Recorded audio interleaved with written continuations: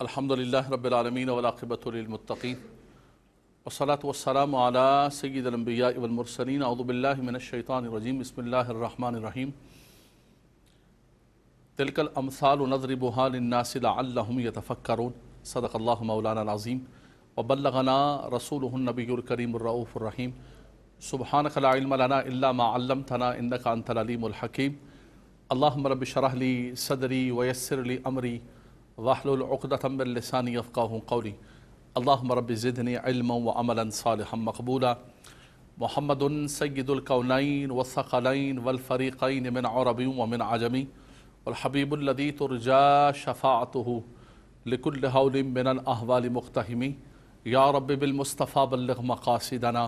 واغفر لنا ما مضى یا واسع الکرم اللہم صلی علی سیدنا مولانا محمد وعلی سیدنا مولانا محمد وبارک وسلم صلی علیہ.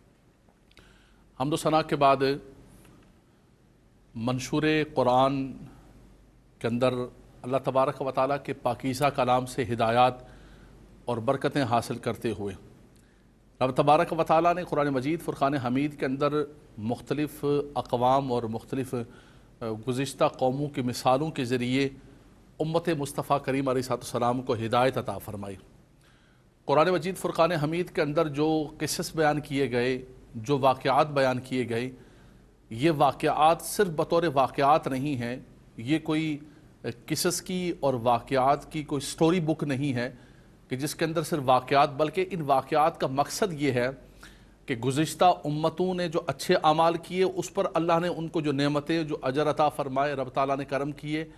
جیسے بنی اسرائیل پر رب تبارک و تعالیٰ نے آسمان سے بادلوں کے ذریعے سائے کیے، رب تبارک و تعالیٰ نے ان پر من و سلوہ کو نازل کیا، اللہ نے جو ان کو نعمتیں عطا فرمائیں. رب تبارک و تعالیٰ نے دریاؤں میں ان کے لیے راستے بنائے، اللہ نے ان کو چشمے عطا فرمائے. اور اسی طرح جن اقوام نے اللہ تعالیٰ کی نافرمانی کی تو رب تبارک و تعالیٰ نے ان بستیوں کو الٹ دیا اور ان کو بالکل زمین کے اندر دسا دیا. کہ ساری کی ساری چیزیں اللہ تبارک و تعالیٰ نے قرآن مجید کے اندر اس لیے بیان کی کہ فرمایا کہ بطور عبرت کے فَاعْتَبِرُوا یا اولی الابصار،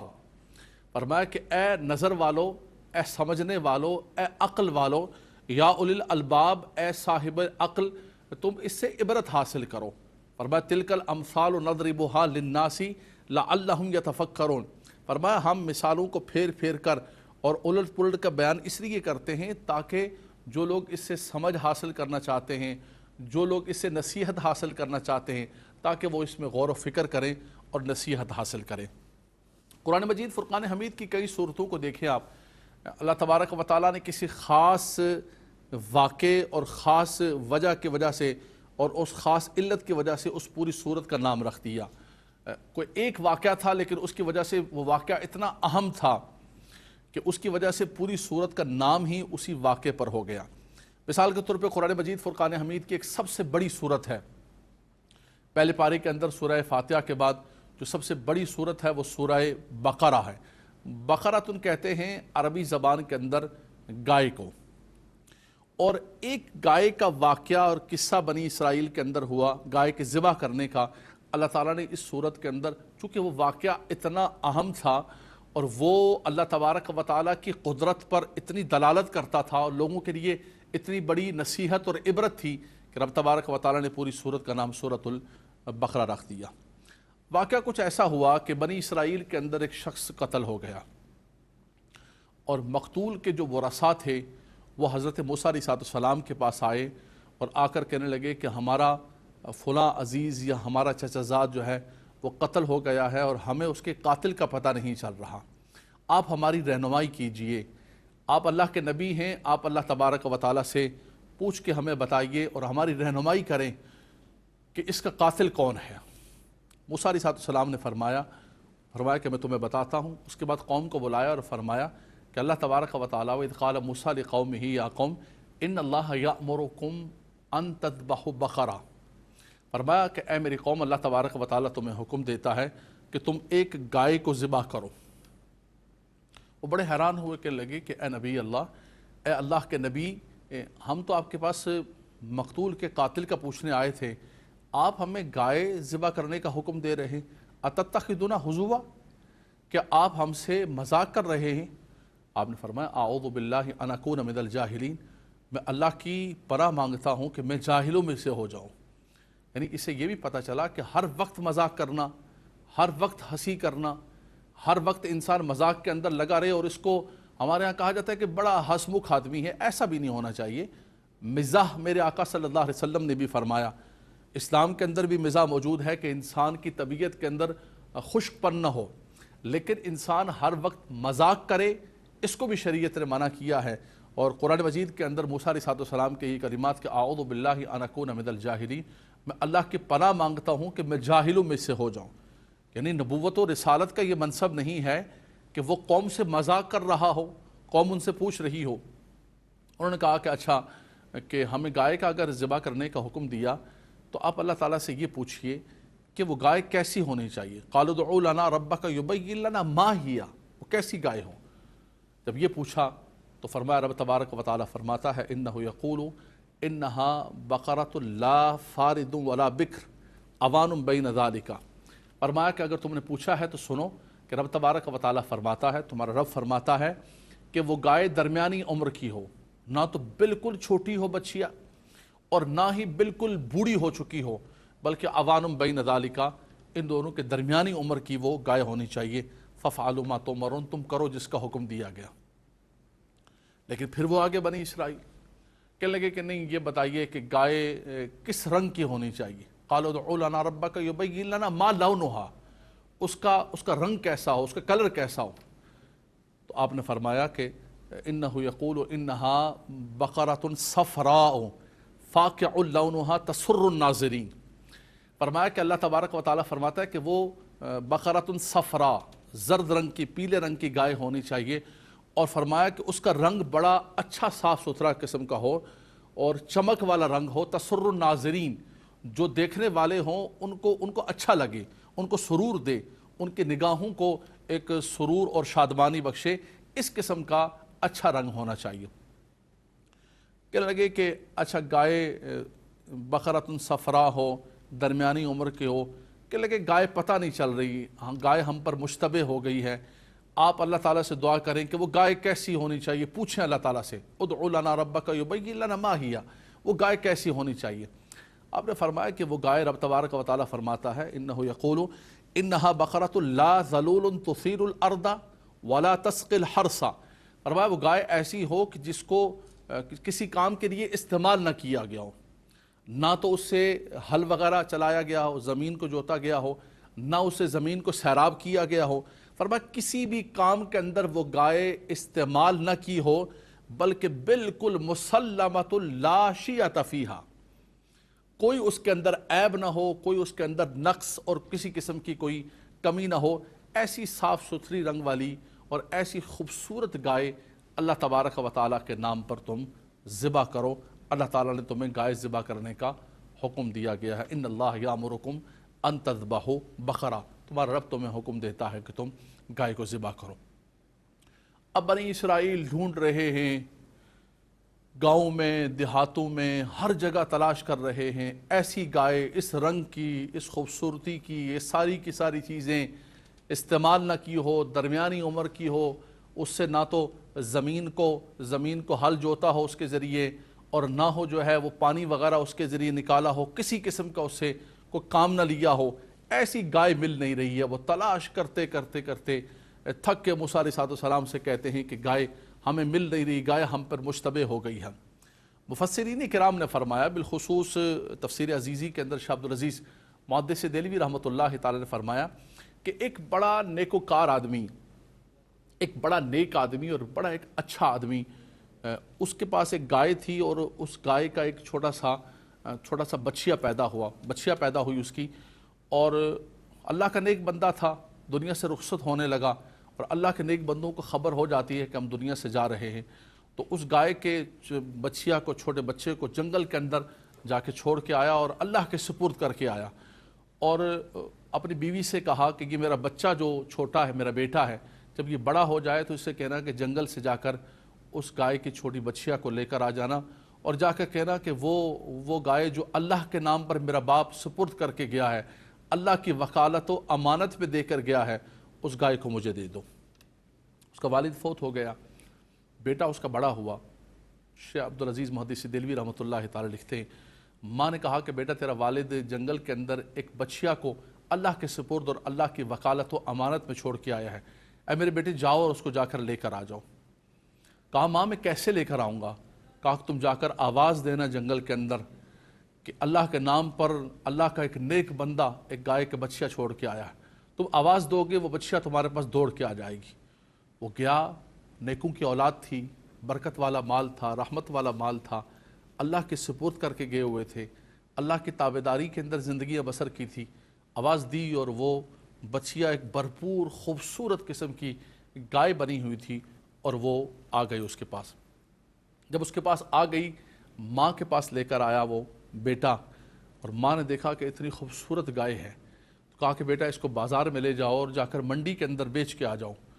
لیکن اے میرے بیٹے جب سودا تمہارا مکمل ہونے لگے اور بالکل تکمیل ہو جائے تو آخری مرحلے کے اندر مجھ سے مشورہ کر لینا، مجھ سے مشورہ کیے بغیر نہ بیچنا۔ بیٹا لے گیا منڈی کے اندر، بولیاں لگنے لگیں، کسی نے کیا بولی لگائی، کسی نے کیا بولی لگائی، ایک بیپاری اور سوداگر آیا اور اس نے بولی لگائی گائے کی سب سے زیادہ۔ تو اس کے بیٹے نے کہا کہ بالکل آپ کی بولی سب سے زیادہ ہے، میں آپ کو دوں لیکن میں اپنی ماں سے مشورہ کروں گا۔ اس نے کہا ماں سے مشورہ نہیں کرو، ابھی مجھے یہ دے دو سودا، میں تمہیں اس کی ڈبل بولی کر دیتا ہوں۔ اس نے کہا نہیں، میری ماں نے مجھے کہا تھا کہ مشورہ کر لینا۔ کہا بیٹا ماں کے مشورے کو چھوڑو، یہ موقع اچھا ہے، تمہیں اچھی قیمت مل رہی ہے، زیادہ قیمت مل رہی ہے۔ اس نے کہا قیمت کتنی بھی مل رہی ہو لیکن میری ماں نے مجھے کہا کہ مشورہ کر لینا۔ جب اس سوداگر نے اور بیپاری نے دیکھا کہ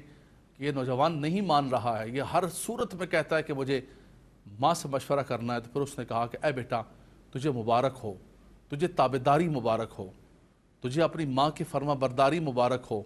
کہ تو اتنا ماں کا فرما بردار ہے اور اتنی ماں کی عزت کرتا ہے۔ جا تو اس گائے کو بیچنا نہ، اپنے گھر کے اندر جا کے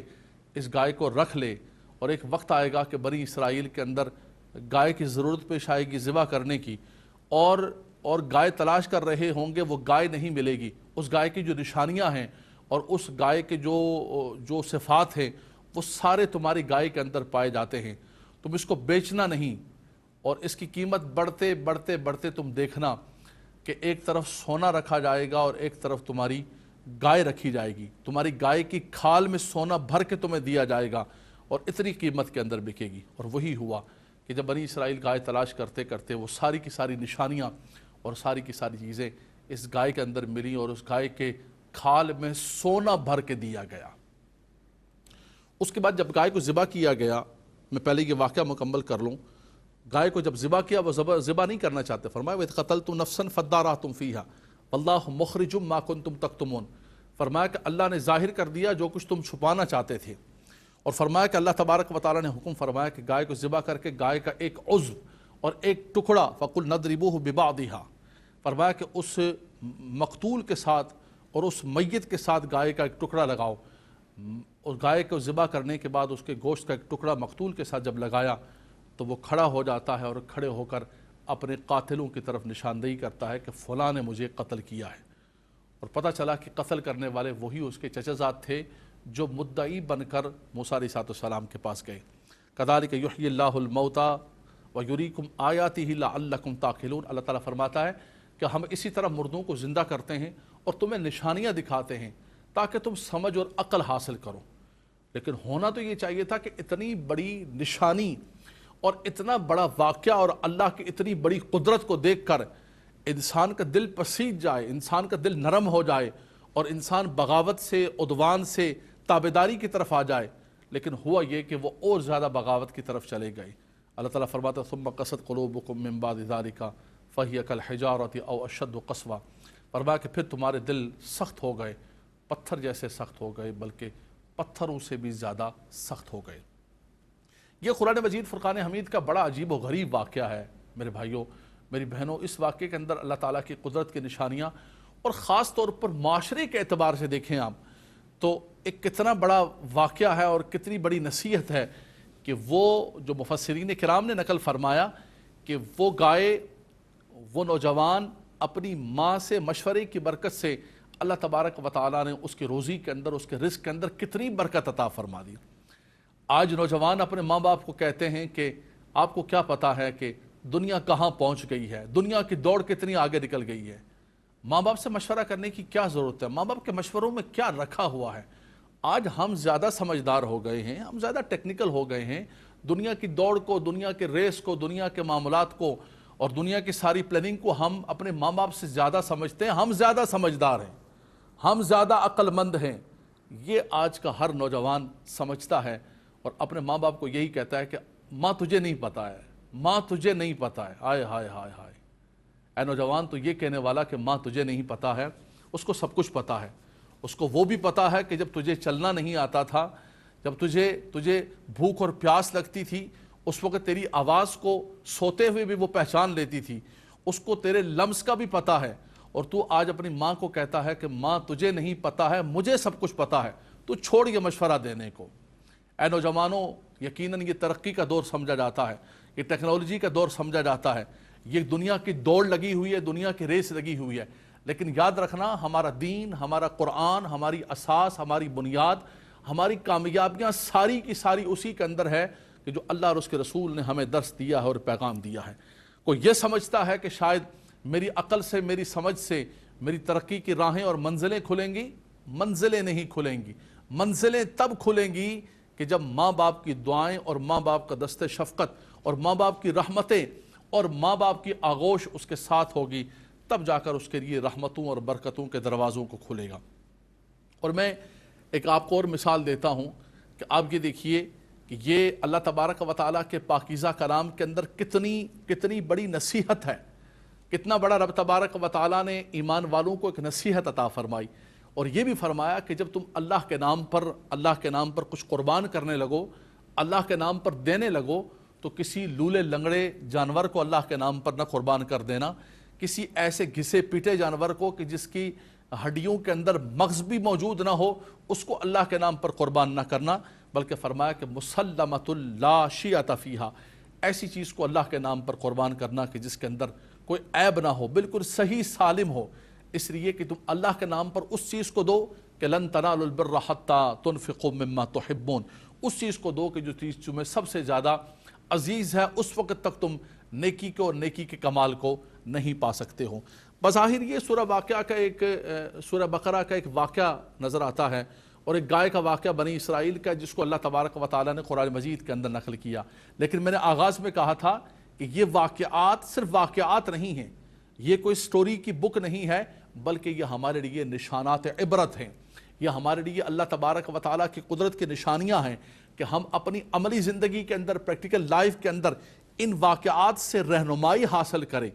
کہ کامیابی اور کامرانی اسی میں ہے کہ انسان اللہ اور اس کے رسول کی تابعداری اختیار کرے، اور اللہ رسول کی تابعداری کے بعد رب تبارک و تعالیٰ نے اس زمین پر اللہ تبارک و تعالیٰ نے جو انسان کے لیے بہت بڑے عزت و اعزاز و اکرام کے وارث بنائے ہیں، وہ انسان کے والدین بنائے ہیں۔ ان کی دعا لے کر جانا، ان کی نصیحت لے کر جانا۔ حضور سیدنا غوث اعظم رضی اللہ تعالیٰ عنہ، شیخ عبد القادر جیلانی سید الاولیاء، لیکن فرماتے ہیں کہ جو پہلا گروہ میرے ہاتھ پر توبہ کرتا ہے، سب کو لوٹا جا رہا تھا اور میں مال نکال کے دیتا ہوں، تو کہا کہ کیوں نکال کے دیتے ہو؟ کہا میری ماں نے مجھے کہا تھا کہ عبد القادر کبھی جھوٹ نہ بولنا۔ جنہوں نے ماؤں کی نصیحتوں کو پلے سے باندھا اور دنیا کے اندر نکلے، اللہ نے ان کو زمین سے اٹھا کر اوج ثریا کا مقام عطا فرما دیا، اور جو اس دنیا کے اندر رہتے ہوئے یہ کہتے لگے کہ ماں تجھے نہیں پتا ہے، وہ پھر دن بدن تنزل کے گڑھے کے اندر گر گئے۔ رب تبارک و تعالی ہمیں قرآن مجید کا فیضان عطا فرمائے، برکتیں عطا فرمائے، قرآن کا نور عطا فرمائے۔ آخر دعوانا ان الحمدللہ رب العالمین۔